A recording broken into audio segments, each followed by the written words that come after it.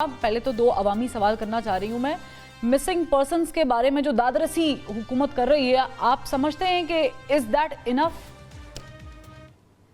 دیکھیں it's certainly not enough لیکن یہ ایک ایٹ لیسٹ ریکگنیشن ضرور ہے کہ جس تکلیف سے مسنگ پرسن کی فیملیز گزر رہی ہیں ریکگنیشن ہے پرابلم کا. ہم نے اس سے پہلے دیکھا کہ جو کمیشن بنایا گیا ہے آن انفورسڈ ڈس اپیئرنسز اس کی کارکردگی بہت مایوس کن رہی. ان کے ذمے جو کام لگائے گئے تھے وہ اس کو اس طریقے سے سر انجام نہ دے سکے، حالانکہ ان کے ٹی او آرز کے اندر چیزیں بہت واضح لکھی ہوئی ہیں، اختیارات بھی دیے گئے ہیں، لیکن وہ اس طرح پرفارم کر نہیں سکے. تو ایٹ لیسٹ جہاں پر حکومت اس معاملے کی سنگینی کو قبول کرنے کے لیے ہی تیار نہیں تھی، اور یہ صرف اس حکومت کی بات نہیں ہے، اس سے پہلے بھی ماضی میں حکومتیں جو سویلین رہی ہیں، ہم نے یہ دیکھا ہے کہ جب اپوزیشن میں سیاسی رہنما ہوتے ہیں تو وہ مسنگ پرسنز کے کیمپس میں بھی جاتے ہیں، ان سے اظہار یکجہتی بھی کرتے ہیں، لیکن وہی لوگ جب حکومت میں آتے ہیں تو ان کا رویہ بالکل مختلف ہو جاتا ہے. تو at least it's a recognition کہ جو یہ ایک جینوئن پرابلم ہے اور اس کے نتائج ان فیملیز کے لیے اور ان کے بچوں کے لیے جو اس کٹھن کرب سے گزرتے ہیں، اس تکلیف دہ کرب سے گزرتے ہیں، ایٹ لیسٹ یہ ایک ریکگنیشن ہے، اور میں اس کو اس لحاظ سے ایک مثبت طریقے سے ہی دیکھتا ہوں. یعنی ہم اسے پہلا قطرہ جو ہے وہ کہہ سکتے ہیں. مصطفیٰ نواز کھوکھر صاحب، آئی پی پیز کے معاملے میں جب آپ لوگ ری امیجننگ پاکستان کے پلیٹ فارم سے گفتگو کرتے تھے تو آپ لوگوں نے بڑی واسٹ لیول پہ اس کو ایڈریس کیا ہوا ہے. مجھے بتائیں کہ یہ جو ہوا بنی ہوئی ہے اور آئی پی پیز کمپنی 30 سالوں سے کھربوں روپے عوام کے لوٹ لی ہیں، کھا گئے ہیں، اب ہوش آئی ہے. Why only 40 companies?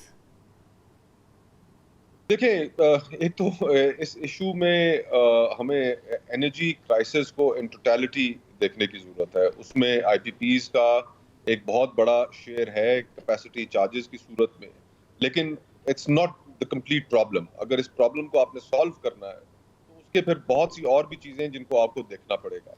یہ ضرور ایک اپنی جگہ پر سوال ہے، اہم سوال ہے کہ جو بجلی آپ استعمال نہیں کرتے، جو بجلی پیدا بھی نہیں کی جاتی، کے پیسے کیوں ادا کیے جائیں، اور پھر اس ماحول میں یہ پیسے ادا کیے جا رہے ہیں کہ جب اس ملک کا عام آدمی اپنا بجلی کا بل دینے سے قاصر ہے، وہ اپنے گھر کا کچن کا خرچہ چلانے سے قاصر ہے، وہ اپنے بچوں کی اسکول کی فیس دینے سے قاصر ہے. اور پھر ساتھ ہی آپ یہ بھی دیکھتے ہیں کہ جو آپ کی اشرافیہ ہے، جس کے اندر آپ کے سیاستدان، ججز، جنرلز، بیوروکریسی، یہ تمام احباب شامل ہیں، ان کو جب مراعات بھی ملی ہو، بجلی کے یونٹ بھی مل رہے ہوں، تو یہ چیزیں پھر لوگوں کو چبھتی ہیں، اور ٹھیک چبھتی ہیں، اور چبھنی چاہیے بھی صحیح. تو اس سارے معاملے کو اگر ہم ان ٹوٹیلٹی میں حل کرنا چاہیں تو اس کے لیے ایک پیچیدہ قانونی عمل اختیار کرنا پڑے گا، کیونکہ کچھ سوورن گارنٹیز بھی اس معاملے میں موجود ہیں، اور وہ آپ کے سامنے پھر ایک کارکے کا معاملہ موجود ہے کہ جس میں پاکستان نے جب ان سوورن گارنٹیز کو وائلیٹ کیا تو پھر ہمیں وہ بین الاقوامی آربیٹریشن کی عدالت میں لے گئے، اور وہاں پر پاکستان کو بڑے اربوں ڈالر جرمانے ادا کرنے پڑے. پھر اسی طرح ریکوٹک کا کیس بھی آپ کے سامنے ہے. تو اس کا حل ہم نے ضرور نکالنا چاہیے. یہ سر دست زیادتی ہے کہ جو بجلی پیدا ہی نہیں کی جاتی، جو استعمال ہی نہیں ہوتی، ہوا میں ایک فگر ہے اور اس کی ادائیگی کر دی جاتی ہے. تو اس کو ایک ایسے طریقے سے دیکھنا چاہیے کہ پاکستان کسی بڑی پرابلم میں مزید نہ پھنس جائے کہ اگر ہمیں وہ کمپنیز انٹرنیشنل آربیٹریشن میں لے جائیں اور وہاں پر ہمیں پھر ایک نئی مصیبت کا سامنا کرنا پڑے. تو اس کے حل کرنے کے اور طریقوں پر ہمیں غور کرنا چاہیے، اور اس کے اندر کچھ تجاویز ہیں جو سامنے آئی ہیں. لیٹس سی کہ وہ کتنی قابل عمل اچھا، شہر اقتدار میں ویسے کچھ اور بھی تجاویز چل رہی ہیں، یہ تو ویسے آپ بہتر بتائیں گے. یہ حکومت رہے گی نہیں رہے گی، یہ جو ہم دیکھ رہے ہیں کہ یہ فلانا مسئلہ حل ہو جائے گا، لوگ قیاس کر رہے ہیں کہ شاید ٹیکنوکریٹ سیٹ اپ جو ہے وہ انوالو کر لیا جائے. آپ کیا سمجھتے ہیں، یہ پاسبلٹی ہے اس سچویشن میں؟ میں سمجھتا ہوں جی کہ بالکل پاسبلٹی نہیں ہے. اس کی وجہ یہ ہے کہ آئین کے اندر کوئی ایسا طریقہ کار موجود نہیں ہے جس کو اپنا کر آپ کوئی ٹیکنوکریٹک سیٹ اپ اس ملک لیکن میں نافذ کر آئین کے سکیں. اندر تو 3 مہینے میں الیکشن کرانا بھی تھے صوبائی اسمبلیوں کے. جی بالکل، لیکن پھر ایونچولی کرانے پڑے نا. اب آپ کو ایکسٹرا کانسٹیٹیوشنل سٹیپ کوئی اٹھانا پڑے تو اس کے نتیجے میں تو پھر چیزیں ممکن ہیں، لیکن میں سمجھتا ہوں کہ ایکسٹرا کانسٹیٹیوشنل سٹیپ اٹھانے کی کوئی ایز سچ کیپیسٹی بھی نہیں ہے اور ول بھی نہیں ہے. اور پھر ساتھ ہی ساتھ خواجہ آصف صاحب کا ایک سٹیٹمنٹ تھا خیر جس میں انہوں نے ایمرجنسی کا ذکر کیا، لیکن وہ بھی شاید آئین کے جو اسکیم آف تھنگز ہے اس سے ناواقف ہے. آئین صرف 3 قسم کی ایمرجنسیز کو ریکگنائز کرتا ہے. تصور ہی 3 قسم کی ایمرجنسیز کا ہے. ایک ہے ایکسٹرنل ایگریشن کہ آپ کے ملک میں کوئی حملہ آور ہو جائے، دوسرا ہے انٹرنل ڈسٹربنس، اور تیسرا ہے فائنینشیل ایمرجنسی. انٹرنل ڈسٹربنس کا بھی آپ کی کسی فیڈریٹنگ یونٹ میں کسی صوبے میں وہاں پر انٹرنل لا اینڈ آرڈر کی صورتحال قابو سے اتنی باہر ہو جائے کہ وہاں پر آپ کو ایمرجنسی لگانی پڑے، یہ ایک طریقہ کار آئین میں موجود ہے. And perhaps you can make a case for it in کے پی جو دہشت گردی کی صورتحال ہے. لیکن اس میں بھی واضح رہے کہ جو صوبائی حکومت ہے وہ ختم نہیں ہوتی، جو صوبائی اسمبلی ہے وہ ختم نہیں ہوتی، اس اسمبلی کی قرارداد بھی ضروری ہے ایمرجنسی لگانے کے لیے. تو اب لوگوں کے ذہن میں جب ایمرجنسی کی بات ہوتی ہے تو فوراً خیال آ جاتا ہے پرویز مشرف صاحب کی ایمرجنسی کا 2007 میں جو انہوں نے غالباً لگائی تھی وہ مارشل لا تھا. وہ ایمرجنسی کی گاب میں ایک مارشل لا تھا جو انہوں نے لگایا تھا. لیکن وہ پرابلم یہ نا کہ پاکستانی سے پوچھیں گے تو وہ کہیں گے وہ کیا مثال ہے کہ دودھ کا جلا ہوا چھاچ بھی پھونک پھونک کے پیتا ہے. آپ ٹھیک کہہ رہی ہیں، اور ہمارے ملک کی ایک تاریخ بھی ہے، اور میں سمجھتا ہوں کہ اگر ہم نے وہ تاریخ دہرانی ہے، ملک کو واپس 90 کی دہائی میں لے کے جانا ہے، تو یہ بڑی بدقسمتی ہوگی.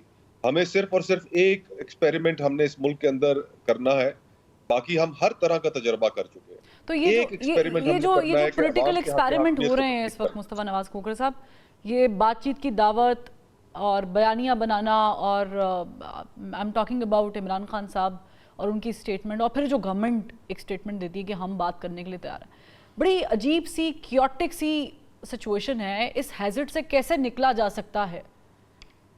کیونکہ ہماری اکانومی بھی ڈیڈ ہے.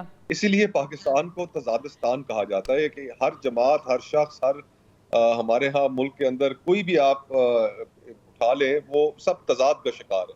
اب عمران خان صاحب کی حکمت عملی کو دیکھ لیجئے کہ وہ کسی اور جماعت کے سیاسی وجود کو تسلیم کرنے سے ہی انکار کر دیتے ہیں اور کہتے ہیں کہ پاک فوج اپنا ایک نمائندہ مقرر کرے اور میں صرف انہی سے بات کروں گا. تو ایک طرف تو آپ کا یہ بیانیہ، آپ کہتے ہیں کہ جناب ہم سے ہمارا مینڈیٹ چھین لیا گیا، ہمارے ساتھ بڑی ظلم اور زیادتی ہوئی، وکٹم ہوڈ کا ایک نیریٹو، اور ساتھ پھر آپ کہتے ہیں کہ ہم نے بات بھی انہی سے کرنی ہے جن کے سبب ہم بیمار ہوئے. تو یہ تضاد عمران خان صاحب کو بھی ختم کرنا پڑے گا اور دیگر پولیٹیکل فورسز کو بھی اپنی جو انا ہے سائڈ رکھنا پڑے گا. جی ہاں. تو پھر یہ کس بنا پہ کہتے ہیں؟ اگر دیکھیں، اگر 9 مئی کا واقعہ ہو گیا، آپ سے پہلے جاوید لطیف صاحب بھی یہ فرما رہے تھے کہ انوالومنٹ ہے اس لیے سزائیں نہیں مل پا رہی، پھر یہ جو بین کرنے والا آرٹیکل 6 لگانے والا معاملہ ہے، پھر اس پہ بھی ایک سٹیٹمنٹ آ جاتی ہے. عطا طاہر صاحب ہوں یا پھر احسن اقبال صاحب ہوں، کہتے ہیں کہ ادارے اجازت دیں گے تو پھر ہوگا. یہ کس کی طرف دیکھا جا رہا ہے؟ اگر دیکھا جا رہا ہے تو پھر اتنی بڑی سٹیٹمنٹ آپ بیفور ٹائم کیسے دے سکتے ہیں؟ پروت جن معاملات میں سزا دلوانی ہوتی ہے تو ان میں تو ہم دیکھتے ہیں کہ فوراً مل جاتی ہے. ہم نے الیکشنوں سے پہلے سزا دلوانا ضروری تھی، عدت کے کیس میں سزا دلوا دی گئی. ہم نے اور کیسز میں دیکھا کہ جہاں پر نااہلی کرانی تھی وہ کروا لی گئی. تو یہ تو ایک کوئی آرگیومنٹ ہے نہیں. جو پروسیکیوشن ہے اس کے کیس کے اندر بہت کمزوریاں ہیں، بہت لوپ ہولز ہیں. ہم میں سے کوئی اس بات سے انکار نہیں کرتا کہ 9 مئی کے لوگوں کے جو لوگ اس میں ملوث تھے ان کے خلاف کارروائی نہیں ہونی چاہیے، بالکل ہونی چاہیے. سیاست کے اندر اس طرح کی وائلنس کی آپ اجازت نہیں دے سکتے، لیکن ساتھ ہی ساتھ پھر ایک پروسیکیوشن کو پرسیکیوشن میں تبدیل نہیں ہونا چاہیے. ہم نے دیکھا کہ ہمیں ٹی وی پہ لوگوں کی شکلیں دکھائی گئی کہ جناب یہ ملوث ہیں، بعد میں دیکھا کہ انہوں نے پریس کانفرنسز کی اور وہ پاک صاف ہو گئے. پھر ہم نے 1.5 سال بعد ہم نے دیکھا کہ لوگوں کو پھر بھی 9 مئی کے کیسز میں ملوث کیا جا رہا ہے. تو پھر ظاہری بات ہے سوالات اٹھیں گے. پھر ابھی ریسنٹلی ہائی کورٹ میں